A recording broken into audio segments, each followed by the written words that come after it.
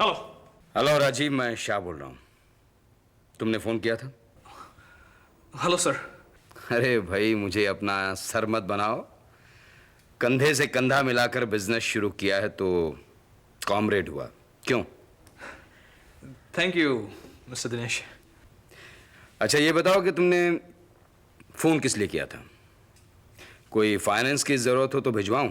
नहीं, ऐसी कोई बात ही नहीं है। दरअसल मुलाकात हुए काफी अरसे हो गए हैं, इसलिए मैंने सोचा कि कहीं आप मुझे पैसा देकर भूल तो नहीं गए। मैं किसी को पैसा देकर भूलता नहीं हूं, पहली बात। और दूसरी बात, मैं जानता हूं कि पैसे का सही इस्तेमाल हो रहा है। तुम ईमानदारी से काम कर रहे हो तो तुम्हें डिस्टर्ब करने का क्या फायदा।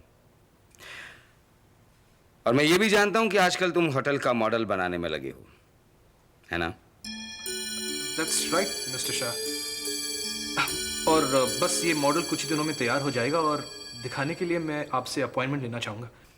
अरे नहीं नहीं, जब मॉडल तैयार हो जाएगा तो मैं खुद ब खुद देखने के लिए चला आऊंगा। Don't worry about me. तुम मेरी चिंता मत करो, बस काम में लगे रहो। और हाँ, पैसों की जरूरत हो तो बता देना, ओके?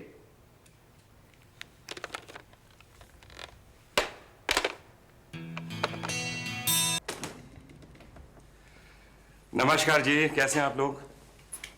सुनील घर पर नहीं है। लेकिन मैं तो आप दोनों से मिलने आया हूं। कोई खास काम था? जी, आपने मुझे पहचाना नहीं? मैं ऋतु का। मैं आपको जानता भी हूँ, पहचानता भी हूँ। क्या बात है वर्मा साहब, आप कुछ नाराज लग रहे हैं। नाराज होने वाले हम कौन होते हैं? जिंदगी में आप लोगों से सिर्फ एक ही बार मुलाकात हुई है, और एक मुलाकात में नाराज होने लायक रिश्ता कहाँ बनता है? रिश्ता तो बन चुका है। मैं अपनी बेटी की शादी आपके परिवार में कर रहा हूँ। देखिए, आपकी बेटी से और आपसे सुनील ने खुद ही रिश्ता बनाया था। हमें तो बनने के बाद बताया गया है, और जो ये रिश्ता है सुनील ही निभाएगा। और इस रिश्ते की उम्मीद जो आप रखते हैं वो सुनील से रखिए। ये आज आप कैसी बातें कर रही हैं बहन जी? मिडिल क्लास के लोग ऐसी बात करते हैं। अगर आपको मेरी बात बुरी लग रही है तो ये हमारी गलती तो नहीं है। नहीं नहीं, बुरा कुछ नहीं लग रहा, सिर्फ थोड़ा सा ताज्जुब हो रहा है कि पिछली बार जब आप घर आए थे सब ठीक ठाक था। अब अचानक मैंने ऐसा क्या कर दिया है जो आप इस तरह का बर्ताव कर रहे हैं मेरे साथ? ये शहर मुझे धीरे धीरे समझ में आया है। क्या समझ में आ रहा है? समझाऊं कि दौलतमंद लोग। बस कीजिए, हमारे बात करने से कोई फायदा नहीं। जो कहना है सुनील कहेगा। सुनील क्यों? आप मुझे बताइए, मैं आपसे जानना चाहता हूँ बात क्या है। वो बातें रहने दीजिए। अगर आपको हम लोगों से कुछ कहना है तो कहिए। जी, मैं सिर्फ ये कहने आया था कि अगर शादी को कुछ दिनों के लिए पोस्टपोन कर लिया जाए तो। वो आप सुनील के साथ बैठ के तय कर लीजिए। हम क्या बताएं? जब शादी करवानी है उस दिन की तारीख तय कर लीजिए। लेकिन बहन जी, मैं आप दोनों की राय लेने आया हूँ। आप तो जानते हैं कि मेरी छोटी बेटी को गिरफ्तार कर लिया गया है, इसलिए चाह रहा था कि अगर ऋतु की शादी कुछ दिनों के लिए पोस्टपोन कर ली जाए तो बड़ी मेहरबानी होगी। आप सचमुच बहुत दौलतमंद हैं। कितना बड़ा कारोबार है और कितनी बड़ी बड़ी परेशानियां हैं आपकी। अब अगर एक बेटी की गिरफ्तारी हुई है तो दूसरी बेटी की शादी की तारीख आपको आगे ले जानी ही पड़ेगी।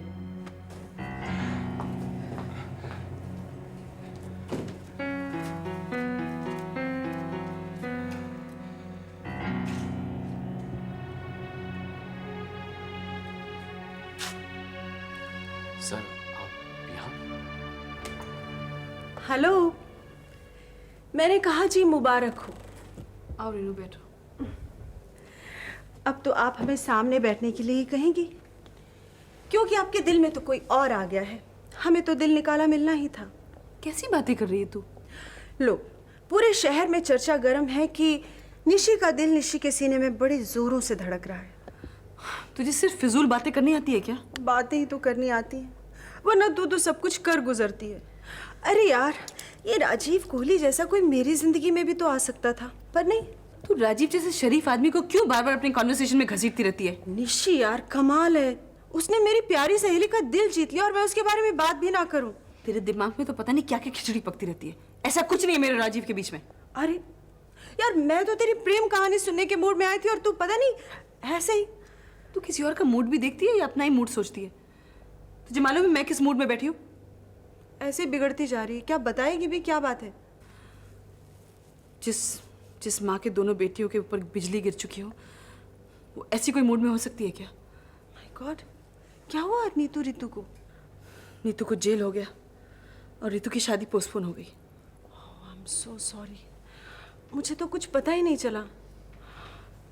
कैसे हुआ सब? नीतू बेल पे थी और उसे बॉम्बे शहर से बाहर जाना मना था। वो भूल गई और काम के सिलसिले में लोनावला चली गई। पुलिस ने उसे अरेस्ट कर लिया। I am so sorry Nishi. तू मुझे बता, मैं कुछ कर सकती हूँ तो मैं जरूर करूँगी। हाँ, पता नहीं क्या होगा। सर आप बैठिए। मुझसे अभी तक बैठने के लिए कहा नहीं गया इसने। प्लीज सर आप बैठिए तो सही। तो मेरे साथ घर चलो, मुझे तुमसे बात करनी है। सर मैं घर भी चलूंगा, पर वो तो कहिए जो आपको कहना है। अब मैं इस घर में एक पल नहीं रुक सकता। पर ऐसा क्या हो गया? मेरे पेरेंट्स ने कुछ कहा? कहा नहीं, बेइज्जत किया है मुझे उन्होंने। बेइज्जत? मैं तो सिर्फ उनसे यह कहने आया था कि नीतू की वजह से अगर रीतू की शादी को कुछ दिनों के लिए पोस्टपोन कर लिया जाए तो उनकी मेहरबानी होगी। लेकिन जिस तरह का बर्ताव उन्होंने मेरे साथ किया है, मुझे उनसे यह उम्मीद नहीं थी। फ्रैंकली स्पीकिंग, तुम्हारे जो पेरेंट्स मेरे घर आए थे, मुझे लगता है शायद कि वो लोग है ही नहीं। सर मैं उनकी तरफ से माफी मांगता हूं। मुझे माफी नहीं चाहिए सुनील। मैं सिर्फ ये जानना चाहता हूं कि वजह क्या है। What is the matter? Sir कुछ नहीं है सर। माँ पापा को ऐसा हो जाता है। मतलब शादी पोस्टपोन हो रही है, अब शहर भी रास नहीं आ रहा है, इरिटेशन हो रही है हर बार। There is no problem. अगर उन्हें शहर रास नहीं आ रहा तो हम गांव में चलकर शादी कर सकते हैं। लेकिन डार्लिंग, कम से कम वजह तो मालूम हो। ठीक है सर। सर मैं उनसे बात करूं। अच्छा सर, हाँ वो नीतू के बेल के लिए मैंने सीनियर लॉयर से डिस्कस किया था। देखो सुनील, इस वक्त मैं उस केस के बारे में ना कुछ सोच सकता हूं, ना कुछ कह सकता हूं, ना कुछ बोल सकता हूं। नीतू का दुख जरा सा सामने आया और ऋतु का दर्द सामने आ गया। चलता हूं।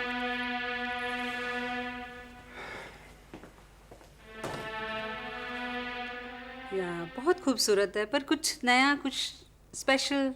हाँ, कुछ है। ये देखिए, ये बड़ा एक्सक्लूसिव डिज़ाइन है, सिर्फ आप जैसे क्लाइंट्स के लिए। वाह, ब्यूटीफुल। श्वेतलाना पहले क्यों नहीं दिखाया? लवली। क्या है कि ये आज तक किसी को दिखाया नहीं है, पहली बार दिखा रही हूँ क्योंकि बजट का थोड़ा प्रॉब्लम है। और फ्रैंकली मिसेस सेठ, आप जैसी रईस क्लाइंट आज पहली बार मेरे यहाँ आई है। ओह लवली। तुम्हें पता है ज्वेलरी मेरा शौक है और शौक में फिर कीमत नहीं देखी जाती। ये बहुत ही एक्सक्लूसिव है, एक स्पेशल ओकेजन में पहनने के लिए। एक बात तो तय है, मैं जब भी पहनूंगी पार्टियों में तो लोग तो मुझे पूछेंगे ही कि कहाँ से ली है ज्वेलरी। चलो, इसी बहाने मुझे 2-4 और क्लाइंट्स मिल जाएंगे। लेकिन मैं किसी को तुम्हारा नाम थोड़ी ना बताऊंगी। पता चला कि अगली पार्टी में सभी ने एक ही जैसी ज्वेलरी पहन रखी है। तुम्हें लेके मैं थोड़ी पॉजिटिव होती जा रही हूँ। डोंट वरी मिसेस सेठ, मैं उनके लिए नई ज्वेलरी बनाऊंगी, आपका डिज़ाइन रिपीट नहीं करूंगी। यही तो मेरी प्रॉब्लम है, मैं बहुत कंफ्यूज हूँ, क्या लूँ और क्या ना लूँ। अच्छा, या श्वेतलाना। मिसेस लालवानी, आइए 2 मिनट बैठिए, मैं इनके साथ जरा। 2 लाख का नुकसान झेलने के बाद और 2 मिनट में बर्बाद करूं? 2 लाख का नुकसान? नुकसान कितना हुआ है मेरा दिल ही जानता है। क्यों, क्या हुआ मिसेस लालवानी? क्या बताऊं मिसेस सेठ, इस श्वेतलाना की मीठे मीठे शब्दों में आके फंस गई। सब बोल रहे थे कहीं बड़ी ज्वेलर की शॉप में जाओ, लेकिन मैंने 2-4 हजार बचाने के लिए मेरे लाखों का नुकसान करवा दिया। आप बताएंगे भी कि हुआ क्या है? क्या हुआ? मैं बर्बाद हो गई। तुम्हें जो ये हार दिया था हीरा बिठाने के लिए, वो गिर गया। गिर कैसे सकता है? जिन लोगों को काम नहीं आता है उन्हें काम देने से ऐसा ही होता है। पहली बार पार्टी में पहन के गई थी, वापस आई तो हीरा गायब। ठीक है मिस लालवानी, मैं अपने खर्चे पर उसी वजन का हीरा लगवा कर दूंगी। मेरे पति ने मुझे तोहफे में दिया था, ये दूसरा भी दे सकते हैं, लेकिन ये हीरा गिर गया। ये तुम्हारे काम में खोट है, इसलिए बड़ी आई है खर्चा देने वाली। बहन जी, अगर आप इसकी मीठी मीठी बातों में आ गए तो आप भी आ जाएंगे यहाँ रोते रोते मेरी तरफ। मैं तो इसकी शक्ल तक नहीं देखना चाहती।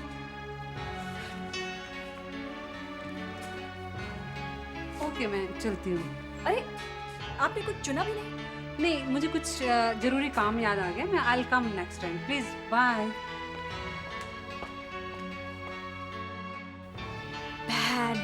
Bad bad day. बेटे दिल छोटा मत करो, बिजनेस में उतार चढ़ाव तो आते ही रहते हैं। मम्मी, मिसेस सेठ मेरी परमानेंट क्लाइंट बन जाती है अगर मिसेस लालवानी बेवक्त ना आती। बेटे ऐसे क्लाइंट्स तो तुझे मिलते ही रहेंगे। जरूरी तो नहीं है कि जिनके पास पैसा हो उनके पास तमीज भी हो। और तू तो कह भी रही थी कि तू एक हीरा जड़वा कर देने वाली है उसे। हाँ, मैं मिसेस लालवानी को एक हीरे का नेकलेस भिजवा ही दूंगी। I'll show her.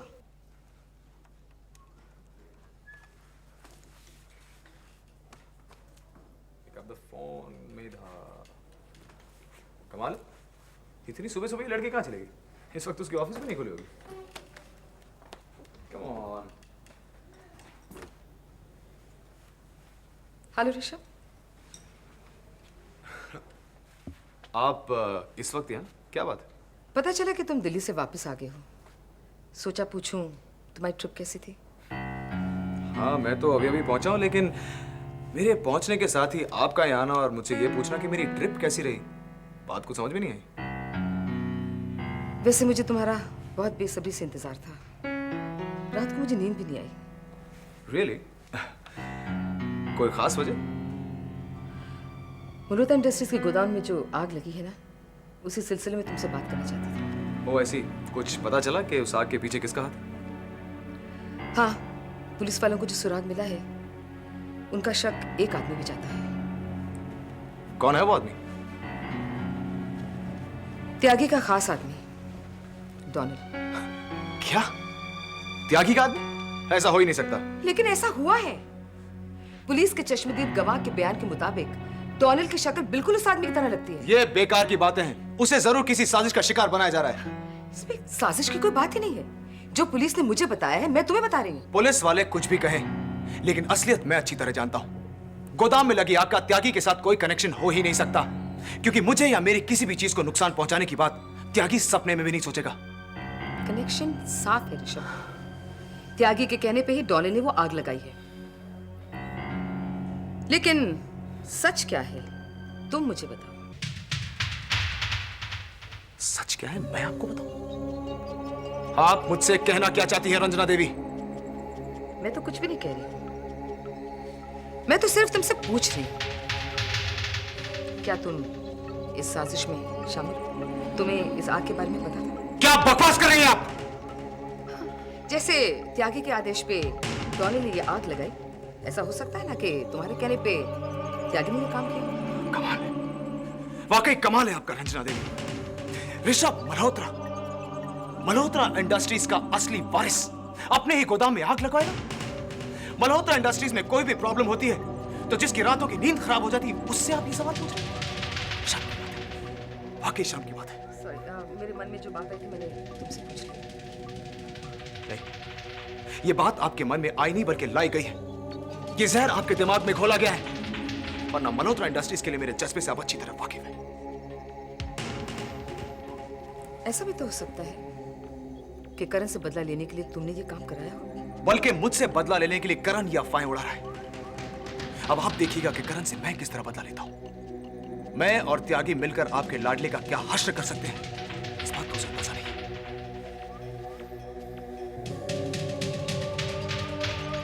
तकलीफों ने मेरा पीछा ना छोड़ने का फैसला कर लिया है।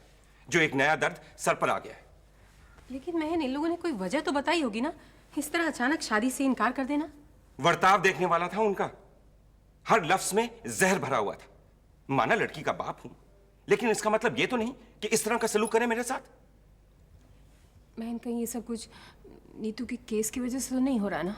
नीतू की केस की वजह से नहीं हो रहा, उसका नतीजा निकलने से पहले ही उन्होंने अपना जजमेंट पास कर दिया, आलीशान वर्डिक्ट। उनकी बातें सुन सुनकर मेरा दिमाग खराब हो गया था। एक बार तो दिल में ऐसा आया कि एक रख के उनको। प्लीज अपने दिमाग पर काबू रखो। तुम्हें जो भी कदम उठाना है बहुत सोच समझ कर उठाना है। सोचना समझना तो बात की बात है शीला, पहले वजह तो पता चले। अरे एक तरफ तो मैं दोनों हाथों में तलवार लिए अपने दुखों से लड़ रहा हूं, और ऐसे में कोई पीछे से मुझ पे छुरा मार दे, और वो भी कोई अपना।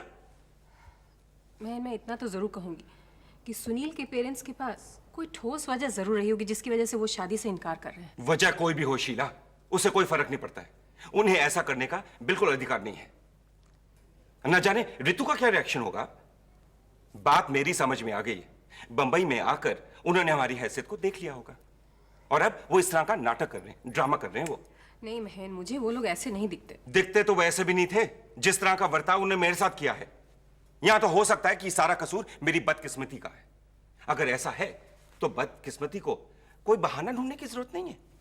अगर गले में रस्सा पड़ना है, फंदा पड़ना है तो पड़े। जाओ जाओ देखो, शायद कोई बुरी खबर और ना आई हो। जाओ जाओ देखो।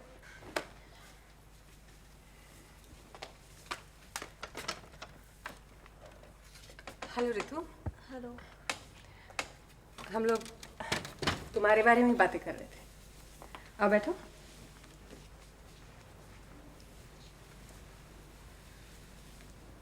क्या बात है बेटे? अच्छा हुआ तुम आ गई। ये सुनील के पेरेंट्स को क्या हुआ है? क्या हुआ? मेरा मतलब तुम्हारी उनसे कोई अनबन, कोई डिस्कशन, कोई झगड़ा वगड़ा तो नहीं हुआ? नहीं। तो फिर अचानक वो शादी से इनकार क्यों कर रहे हैं? मेरा मतलब कोई वजह तो होगी। वजह है। क्या वजह है ऋतु? उन्हें मेरे और उस एमएलए के रिश्ते के बारे में पता चल चुका है। उन्हें यह भी पता चल चुका है कि वो रिश्ता किस हद तक गया था। मैं आपको यही बताने आई हूँ कि मेरी जैसी पास्ट वाली लड़की को बहू बनाना मुझे मंजूर नहीं।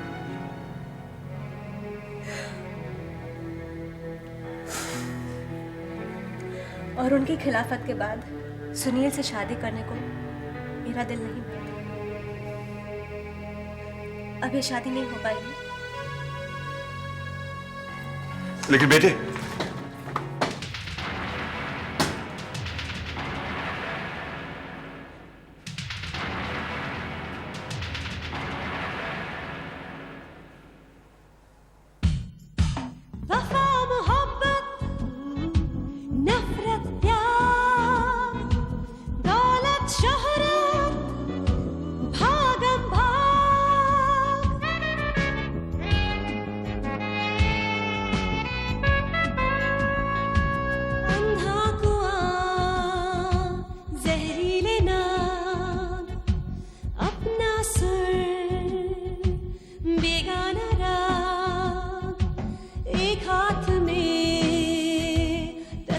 माला